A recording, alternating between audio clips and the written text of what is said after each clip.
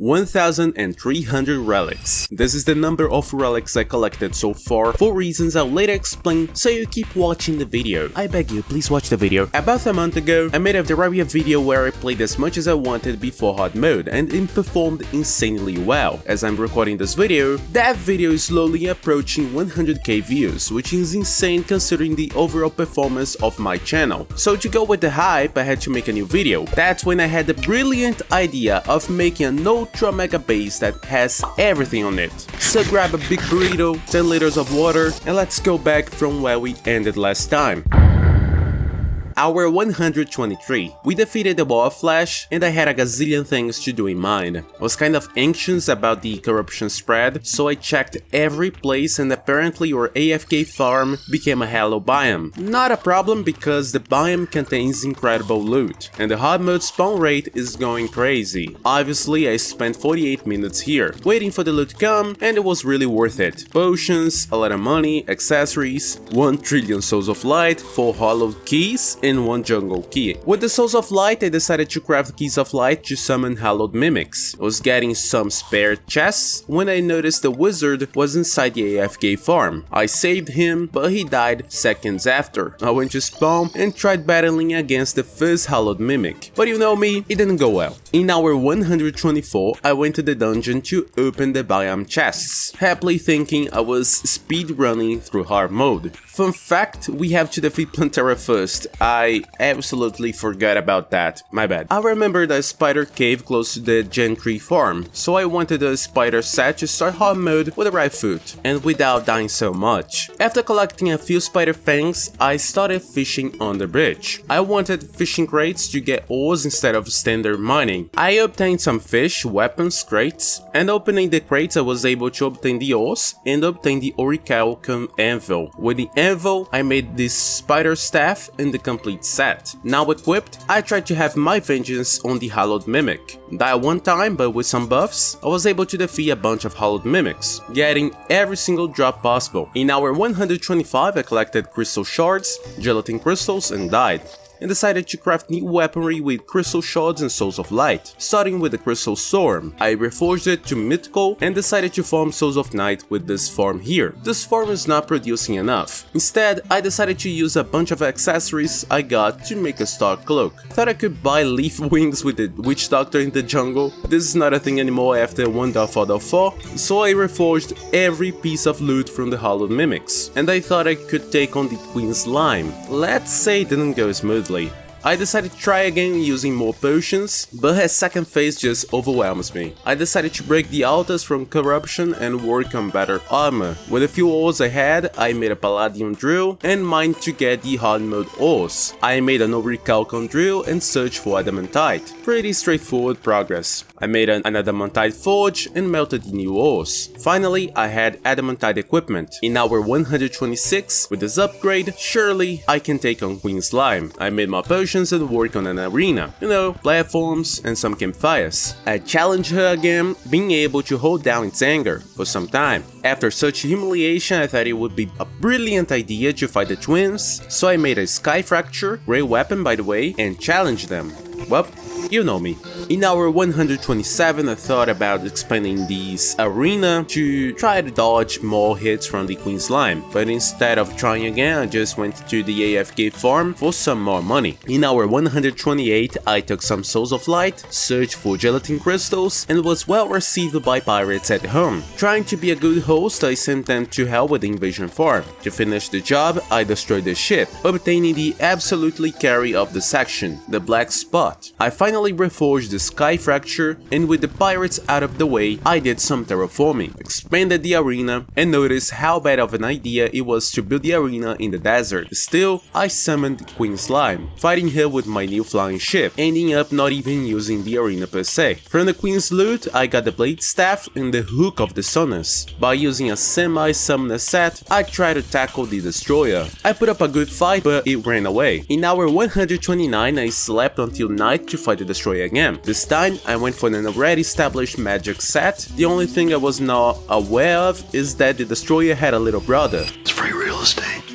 I slept again, fought the beast once more. My methods were quite lazy and unorthodox, but I got it. The defeat of the destroyer announced the arrival of the steampunker, allowing the purchase of conveyor belts, powerful to most forms. Not only did I purchase them, I was lucky enough to find this ice golem trapped in this cave. It dropped a nice feather, exactly what I wanted to craft the ice wings. The conveyor belts enticed me to complete the mimic farm from the previous episode. By doing the classical triangle pit and some measurements, I started destruction. Hour 130, I defined a rectangle to diminish mob spawn outside the mimic farm. Dynamite definitely helped, and with time the job was done. I placed lava at the end of the rectangle, and technically this will make sure that mobs only spawn inside the mimic farm. I set up a few wire chests and it is working. I was happy to try it out when the solar eclipse started, so I just stayed there. I organized the loot from the solar eclipse, and in hour 131 I used conveyor belts in the AFK farm for efficiency, used stone bricks to control the biome spread inside the farm, and I noticed a mechanical boss would spawn naturally, so I could give it a try. It was Skeleton Prime, and indeed he was at his prime. I purchased a contaminator, trying to do some environment control. I made some adjustments to the AFK farm again, this time adding dot traps, and the upgrades proved to be wonderful. I placed ebonstone blocks to simulate a corruption biome, but it didn't work as I intended. In hour 132, I tried to fight against the twins, but you know the result. In desperation, I challenged the destroyer, but his cousin appeared again. To deal with the pain, I decided to craft an ink shield. One of the items missing was the pocket mirror. We can get it from the Medusa in the marble biome, and when I was searching for it, I got a stress ball. Anyways, I got the pocket mirror and a blindfold with my low budget corruption farm. I combined every item and accessory, and there we have it, the ink shield, the most useless useful accessory. In hour 133, I fought the destroyer again. Got defeated. I was able to craft a charm of myths utilizing accessories from the mimic farm with a cross necklace and a star cloak. I made a star veil. I reforged these accessories with wadding and challenged the destroyer once more. Since I was using the black spot for mobility, there was no need for wings or even boots. I used those slots for defensive accessories, allowing an easy win against the boss. The hallowed boss collected were used for the normal set. In hour 134, with the hallowed set and new accessories, I tackled the twins for an easy defeat. I slept and tried to fight Skeleton Prime again. This time, I was able to defeat him for good. I spent the arena. I was not using this entire time, by the way. Then I learned that I could use meteorite balls to craft a meteor staff, a great weapon that will help us a lot. With a new assortment of sorceries and trinkets, here I was fighting these two eyeballs, and by a really, and I mean really close call,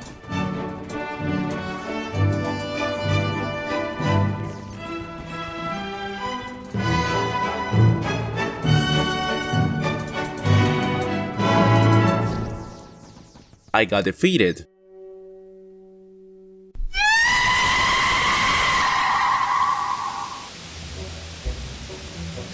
In hour 135, I couldn't sleep thanks to a blood moon, so I used the invasion farm. When it was daytime, I resorted to one of my favorite pieces of culinary, cheese. And I mean metaphorical cheese. A YouTuber named Sorbet Cafe has a beautiful arrangement of ways to cheese many bosses in Terraria. I found one with the twins, but I made my own adaptation because I was just too lazy to imitate everything he did. But the idea of this small contraption is to get the highest amount of regen and buffs you possibly can, using hot statues, honey campfires, hot lanterns, and abuse invisibility frames with accessories like the cross necklace or the star veil. With a mob statue wired to a timer, you take a hit from a weak mob, basically nullifying the damage from the boss. And using the meteor staff, I can hit the eyeballs even inside this compartment, which also protects me from their damage. When recording this, I had no real plan in mind like the first episode, I was just playing the game. But after the wonderful experience of the first few hours in hard mode, something deep awoke inside me.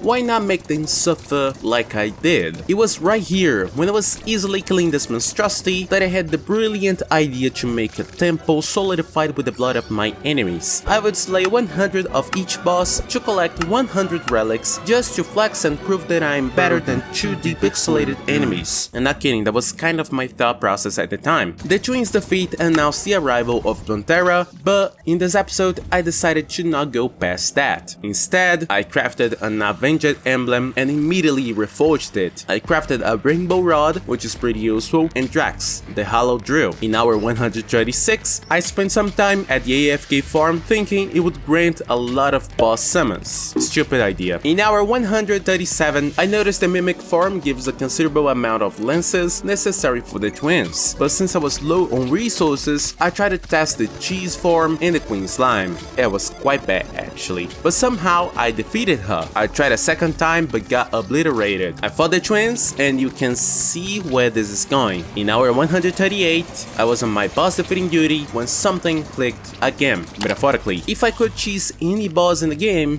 defeating them was not the problem. The problem is actually spawning them. Now that Future Ariel has defeated over 1000 bosses in this world, there are ways to avoid stupidity that I wish I knew before starting this. But I spent the rest of this hour AFKing for Souls of Night. Hour 139, I made some mechanical worms, got overwhelmed by a goblin invasion, cleaned out those bastards, and ate a live fruit. Slept to be able to spawn Destroyer, did some preparations, and tried to chase the twins and Destroyer at the same time. Was kind of scared at first, but I actually got it. I even got a second time, so it was a cycle of sleeping, fighting, dying, trying again. You know, I'm sorry about that. In hour 140, I noticed it could be better if there were a way to defeat them without actually me doing anything. I thought about using sentries. You just plant them on the ground and they do their job. Even better, we have new available sets from the Old One's army. I made a small arena with some buffs to defeat the Old One's army, but I was getting obliterated. That's when I noticed the Rainbow Rod is a magical sniper rifle capable of shredding the formation without me moving much. I still lost, but I did better than the first few tries. I reforged the Rainbow Rod, and by using some ballistas, I was able to fend them off. Almost. To not be completely depressed, I defeated the Destroyer a couple times. In hour 141, I have reforged the items I was using to do the Old One's army, and tried hard once more. I almost won, but almost won means a complete defeat, or so I thought. At the last second, I defeated the Ogre, dropping the Tome of Infinite Winston, a weapon that made the Old One's army a joke. I could get more defender medals with ease. That's when I found a TikTok teaching how to get this cool pair of wings. Basically, you drop a platinum coin in a desert oasis and get these items, including the broken wings that we can fix with Hollow Boss, Souls of Flight, and now with the drip of the century was trying to optimize the way I defeat the bosses. I didn't fight the deadless bow I got in the beginning, so I challenged more mimics to get another, then I got the best reforge for it. In hour 142, I tried to do the setup, but I messed up. I tried again, I made a minecart upgrade kit with the drops from the mechanical bosses, a few mechanical eyes, but I noticed I would eventually be low on ingredients for the summons. One of the resources I needed was Souls of Night. Hence, I used the contaminator around the AFK farm alongside Ebon sunblocks to create an artificial corruption biome to farm them out. After 15 minutes, I obtained 600 souls, which is plenty for the time being. In hour 143, I started to work for mechanical skulls, which can be easily crafted with bones, iron, and Souls of Night. Probably the easiest out of the 3 mechanical boss summons we have, since we can essentially buy iron bars with a merchant by dropping anvils in the shimmer, which is quite OP. I crafted around 30 within a few minutes. I basically spent the rest of the hour just farming. In hour 144, mechanical worms were kind of tough to be honest. I used spare rotten meat from the bugger farm to craft them. The strategy proved to be quite slow and dangerous. This is bad considering I need 3000 rotten meat. After noticing how annoying of a task that would be, I decided to kill skeleton primes. In hour 145, I had a ton of mechanical skulls, so I spent the hours sleeping and killing prime. In hour 146, I spent time on the AFK farm for Souls of Night, but I was at the wrong spot, so I was getting none. In hour 147, I used the bugger farm again to farm more rotten meat. And let me tell you, this is awfully bad, so I had to do something about it.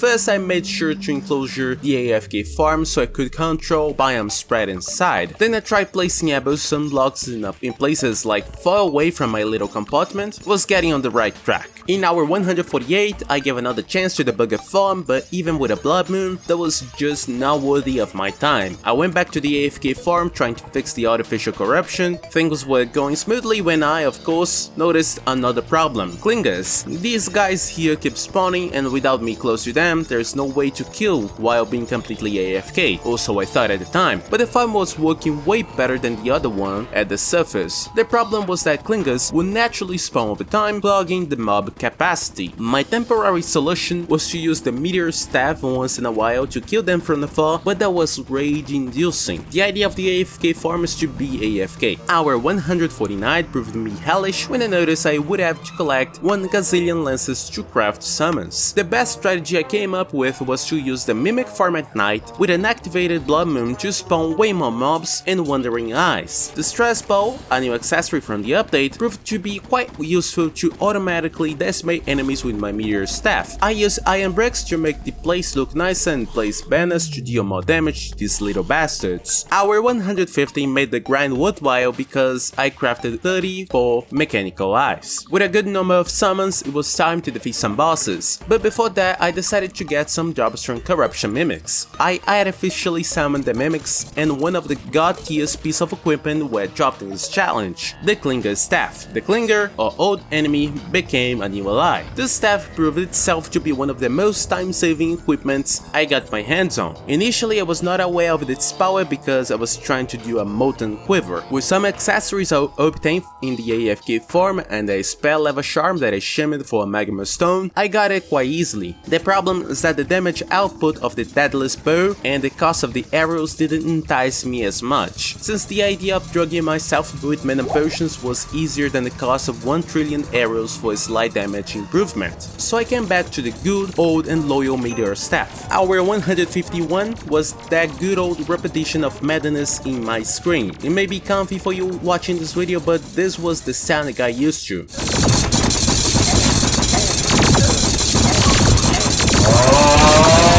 The worst part is that when a solar eclipse happens, we just have around 16 minutes without the possibility to challenge bosses because we can fast forward with the bad. So after the long wait that we have it. I believe that in just this part of the challenge I killed more bosses than 40 regular people playing Terraria combined. In hour 152 I decided to farm Defender medals to get my hands on the squire set from Old One's army. My idea was to check the potential of using a crazy number of ballistas to output more damage and kill more bosses every night without the need to actually look at my screen. I was able to get the full set, and using a setup with ballistas, Nimbus Rod and the Klinger staff, I could do a great deal of damage while scrolling TikTok. Sadly that was not as great as I thought and I needed that occasional human intervention. I tried the same setup but with the deadless bow and I am still not a big fan of that. In hour 153 it was just boss killing, but I was trying to get one boss at a time, starting with the destroyer. My idea was to focus on one boss at a time to see if that could improve my efficiency and motivation. I was trying to defeat all the mechanical bosses at once before dying a lot and losing time. The strategy is better because it's not only easier to kill the boss, survive, but it is nice to keep one motivated with the number of relics increasing over and over. In hour 154 I got on this boss killing duty, depending on the number of summons I had. In hour 155 it was pretty much the same thing. Hour 156 I dedicated myself entirely to the annihilation of this mechanical skeleton. In hour 157 more skeleton prime. As I mentioned earlier, defeating one boss at a time was exactly what I needed to feed my dopamine receptors and get me going through this madness. When I saw the number of relics gradually increasing, there was barely enough to keep my composure. In hour 158 I farmed the Old One's army to get the monk set. I was trying to see if the lightning or aura sentry could do better against the bosses while AFK. As you can probably tell by now, I was doing the absolute hardest I could to find ways to diminish my playtime. After purchasing the equipment, I found it to be not necessarily bad, but at the same time, not fantastic as I wanted. In hour 159, I capped the monk set, but I tried to actively play the game. Boring. Just kidding, I'm just one relic away from winning. From hours 160 to 168, I was killing bosses. I spent an entire holiday just doing this.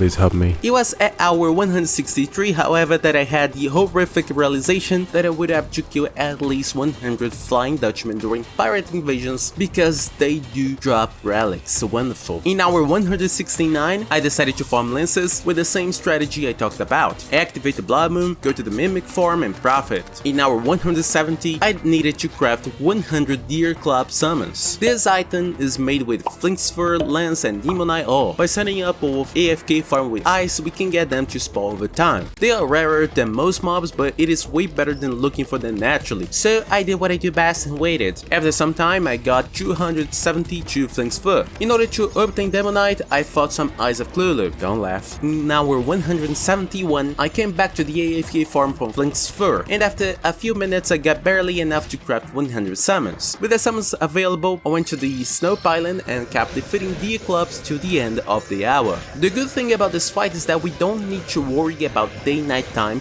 so it was really fast to do. And then we finally obtained 100 Deerclops relics, thank god. In hour 172, my next idea was to go after King Slime. To get its summons, we need Ruby, Gold Balls and Gel. I already had the Ruby Gentry farm, so that was just a waiting game. As for the gold, I simply drank a Spellican potion and went mining. I would occasionally come across an Adamantite, Chlorophyte and new goodies from Hardmode. They will come in handy later. In hour 173, I was finally able to craft all of the 100 King Slime summons, so I just got back to my boss killing duty. As you can probably tell by this montage that I did, I eventually started defeating the King Slime at the ocean biome to obtain pirate maps. Since the Flying Dutchmen do drop relics, I thought it would be efficient to get more maps ahead of time, and after all these hours, that was how my chest looked. Not bad, but that's not even half of what we need. In hour 174, I decided to tackle 100 Eater of Worlds. To summon the boss, I needed warm food, which in turn needs both rotten meat and vile powder to be crafted. Vile powder is crafted with vile mushrooms, so you can see where this is going. Purchase a bunch of actuators from the mechanic. I used the axe of regrowth, then spread corruption with some vile powder I already had. I used a conveyor belt linked to a gold chest and place actuators on every block that grows mushrooms. That way we can collect mushrooms with just the click of a button. I also made sure to connect the blocks with wires until it reaches the lever. At hour 175, I saw that the farm was working properly, but a solar eclipse started, meaning I couldn't speed up time by sleeping. I tried to go back, but that didn't work well. At the very least, I obtained a Death Cycle, pretty good melee weapon. Instead of mushrooms, I started the configuration of the AFK farm with Abon Stone to get that good old rotten meat. I equipped the Death Cycle I got and let the farm do the rest. Though I still have the same problem as before. You'll see, the farm gets easily clogged up due to clingers, and the only way I thought to defeat this was to manually kill the clingers. So instead, in hour 176, I decided to go after Queen Bee, because I considered his summon to be easier than the Eater of Worlds to craft. I made adjustments to the AFK farm and waited till the mobs spawned, but I noticed the farm still gets clogged by similar creatures. That's when I had the quote-unquote brilliant idea to position ballistas to defeat them and decrease the mob cap gradually. I still had to manually resummon them because they disappear over time. From the farm, I got 3 total shells. That's why I decided to make a total armor set later. I went to the jungle,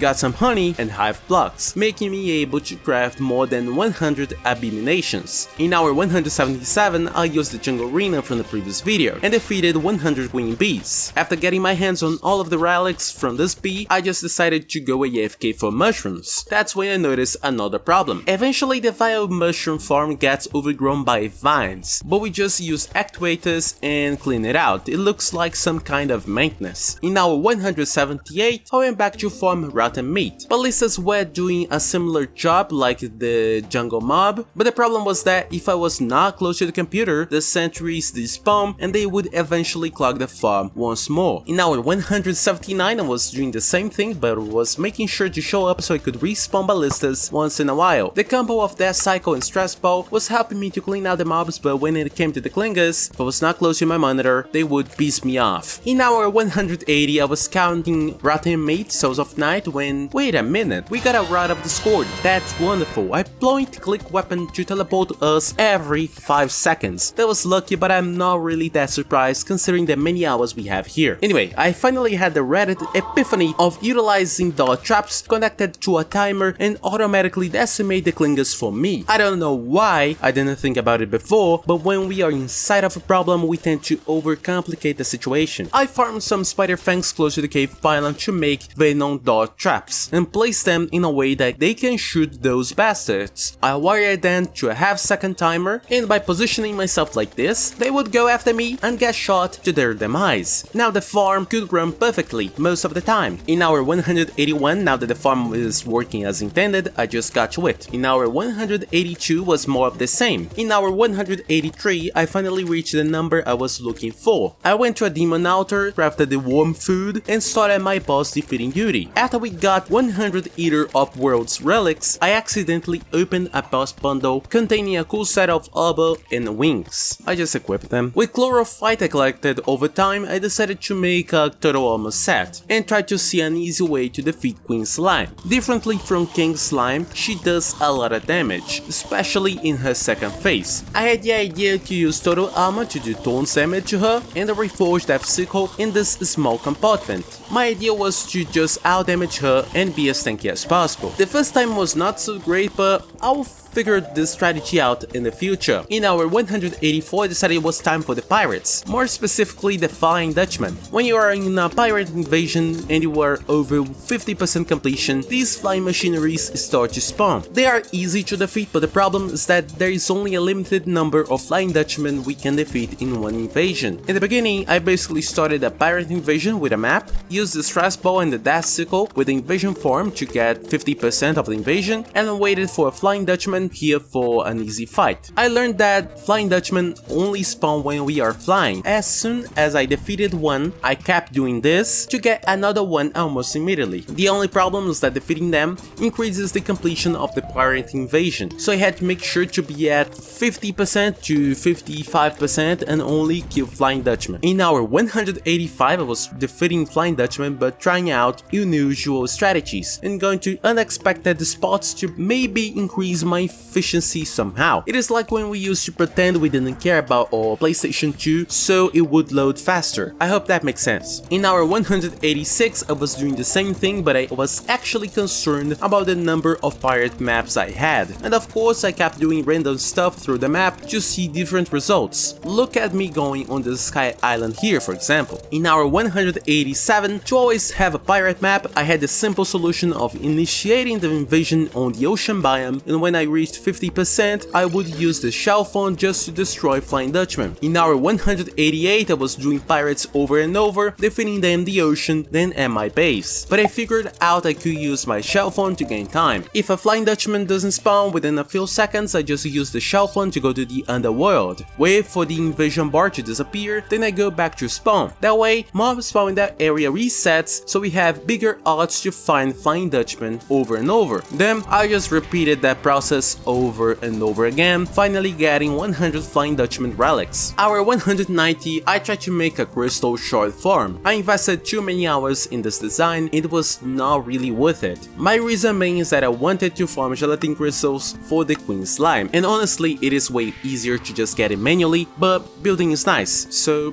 whatever. I was taking my time to make it blend with the house, ended up looking okay. I was using iron bricks, office blocks, trying to match a steampunk kind of vibe. I had the not so brilliant idea to make an automated timer to this farm, basically a way to count every 5 minutes to collect the crystals for me. It is way easier than the way I'm doing right now, but it worked in the end, I guess. Hour 191, I was just figuring things out. Just so you know, I was not looking at any tutorials, I was just messing with game mechanics that I barely know about, hoping that my ideas would provide the exact results of my imagination. My first test didn't go well, I have no idea why those blocks were glitching out. By my second attempt though, things went perfectly. I made some small arrangements, and basically when I activate the farm, the timers go like this, turn on the actuators, and get into this loop. So I don't need to get to the PC every 5 minutes just to turn on a lever. Essentially, this is fully automatic. In hour 192, I noticed the farm works well, but it is slow. So my best bet was to farm gelatin crystals manually. It was quite easy considering I had a Rod of the Scourge at my disposal, and my underground caves were all mostly hollow because I neglected biome spread. When I got the 100 gelatin crystals, I was analyzing my setup to defeat Queen Slime. I noticed I could make a mechanical glove. I shimmered the mountain quiver to get the magma stone back and made a fire gauntlet. My idea was to be melee and out-damage Queen Slime without moving. With some buffs, Klinger Staff, Limbo's Rod, and correct layout, I was able to just do that. Of course, it was quite tough because I had to make sure to time my potions properly, but to defeat Queen Slime that easily was a breath of fresh air. Most of the time, of course. Our 193 was just me doing my civic duty. Our 194, we have even more Queen Slimes. After the entire hour, we got 100 relics. But it was at this moment that I learned the bad news from Reddit that I had to defeat 100 brains of Cthulhu. I just ignored that because normally we either have corruption or crimson, unless you are using a special seed for your world. I sadly learned that when we put the Triad at a graveyard biome, she actually sells crimson seeds, meaning we can plant the seeds into dirt. Our 195, we turn regular stone into green stone, meaning that we can spawn mobs from another evil biome in the same world. The problem is that I need vertebrae to summon the brain of Cthulhu. Vertebrae is the crimson equivalent of rotten meat, meaning I need a lot of them. But for some reason, 99% of underground crimson mobs don't drop vertebrae. I don't know why, they just gave me literal urine. I accidentally deleted hours 196 to 198 due to lack of storage and bad organization. I noticed that I needed to make a farm instead of underground to be in the surface so that mobs can actually spawn and drop vertebrae. Of course I had to use greenstone, and I made that classic AFK farm setup with a triangle in the middle with lava so the mobs get killed and the items get stored in chests. I hope this is still visible, but I tried to make a big time lapse from hours 199 to 206, and as you can guess, it's just me collecting vertebrae. That's it. I reached a point where my SSD only got like 100 kilobytes per second, so I had to do something about it, man. Subscribe so I can buy a new computer. Hour 207, when I got exactly 1500 vertebrae, I moved on with my life and had to make a vicious mushroom farm like the vile mushroom we did earlier. Of course I tried to make it look prettier. Spoiler, I destroyed it later, but let's not talk about it. My idea was to use my gain knowledge from the first farm and the crystal shard farm so I could make it look nice and work automatically. After the hour ended, I'm really proud of the result. Hour 208, here I was getting the fruits of my labor. As you can see, I made a compact design with timers that circle around and automatically collect the mushrooms. It's pretty satisfying, though we have the same problem from the first design where I can figure out a way to clean the vines that overgrown or machine. Hour 209, it is pretty nice. I took my time here, cleaning the vines once in a while, but it was way less time consuming than the vertebrae.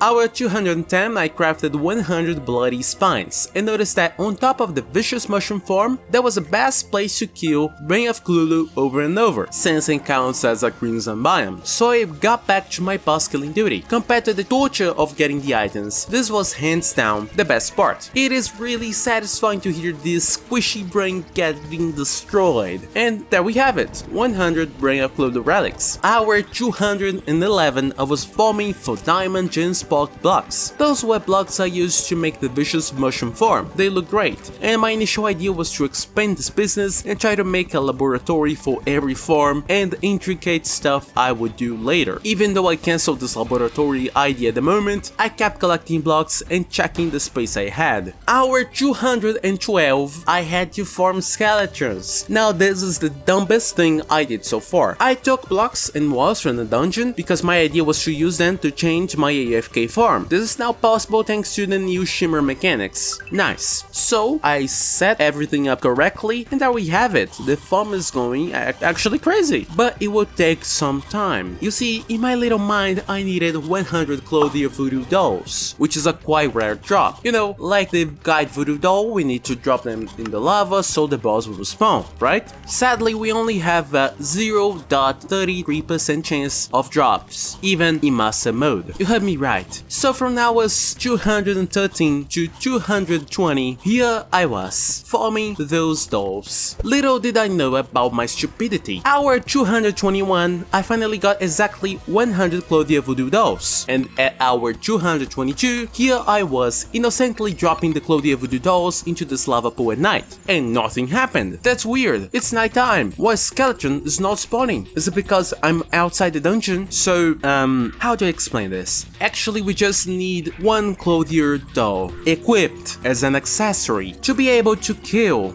this goddamn NPC, meaning that I just lost 10 hours of my life for no goddamn reason. And if that was not enough pain, do not worry, I have more. A Skeletron has a nasty spawn condition. It has to be nighttime and the Claudia must be alive. It seems pretty linear and simple, but if a blood moon invasion or solar eclipse happens, there's nothing we can do to fast forward time to kill it. And we are not even here counting the times I accidentally skipped the night cycle and had to sleep more to reach another night to eventually kill it one more time. Then having to wait till dawn, the Claudia reappears, and we wait till nighttime to kill Skeletron. You get it. From now it's 223 to 228, I was killing this man. By far, this was the worst part of this challenge. Of course, it's my fault, but it was a clear reminder of the mistake I made earlier. I kept the 99 Claudia voodoo dolls in my hotbar just to remind myself of how dumb I am.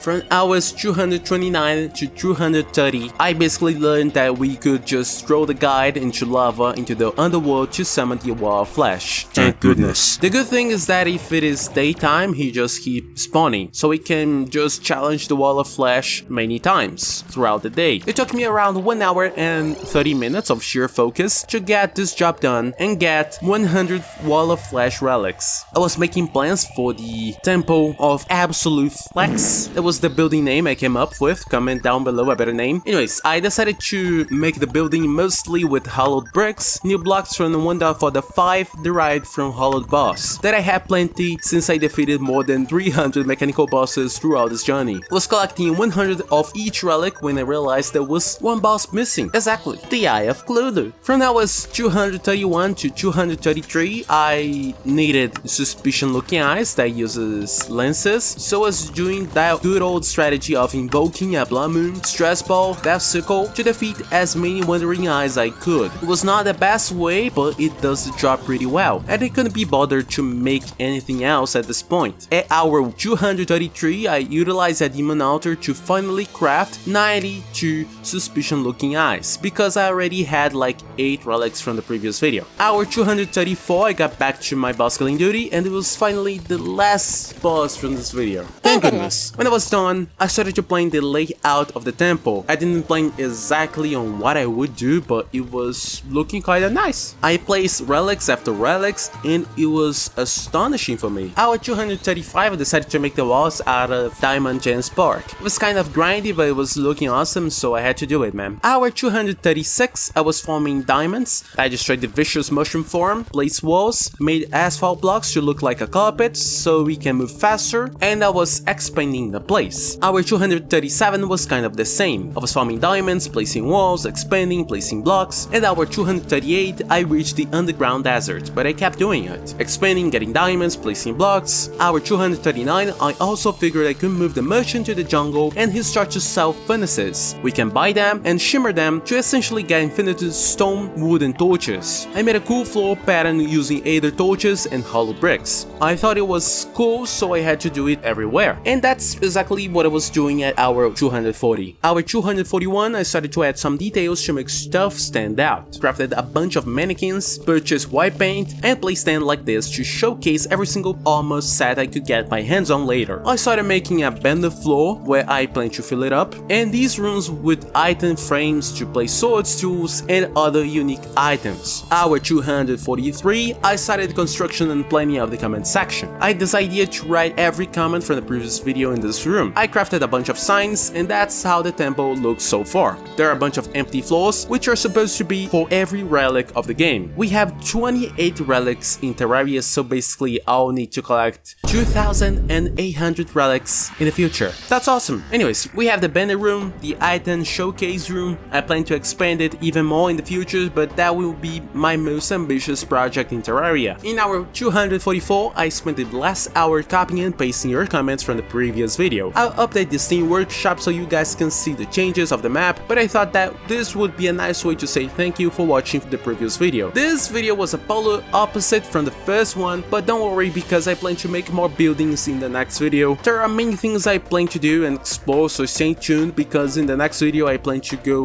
way easier on myself and build more things because this was a pain. At least I learned a lot of new mechanics that I can use in next episodes so I can make pretty building. That's what I like to do. Yeah, thank you for watching. That's it.